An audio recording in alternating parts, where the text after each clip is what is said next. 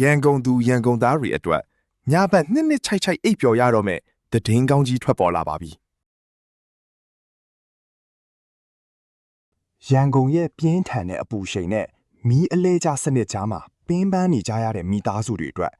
GSEC ကနေအားလုံးမျှော်လင့်နေတဲ့သတင်းကောင်းကိုတရားဝင်ထုတ်ပြန်လိုက်တာပါ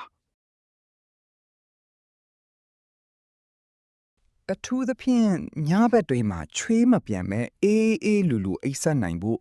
မေလအတွင်းမှာခရိုင်အားလုံးအတွက်မီးပေးဝေမှုကိုစနစ်တကျပြောင်းလဲလိုက်ပါတယ်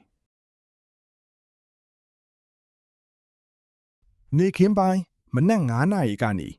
9:00 နာရီအထိကိုတော့4:00 နာရီစီအလှည့်ကျစနစ်နဲ့ပုံမှန်အတိုင်းဖြန့်ဖြူးပေးသွားမှာဖြစ်လို့ကြိုတင်ပြင်ဆင်ရတာပိုလွယ်ကူသွားပါပြီ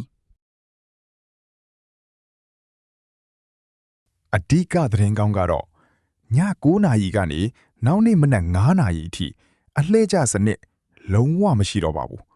မီးကိုအပြည့်အဝပေးတော့မှာဖြစ်လို့အရေးဝဝအနားယူနိုင်ပါပြီည9:00 နာရီမီးလွတ်ချိန်မှာတော့ဝင်အားကြောင့်မိနစ်ပိုင်းလောက်ကွာဟနိုင်တာကိုသတိပြုပေးပါဒီသတင်းကောင်းကိုသိရအောင်အခုပဲ share လိုက်ကြရအောင်ဗျာ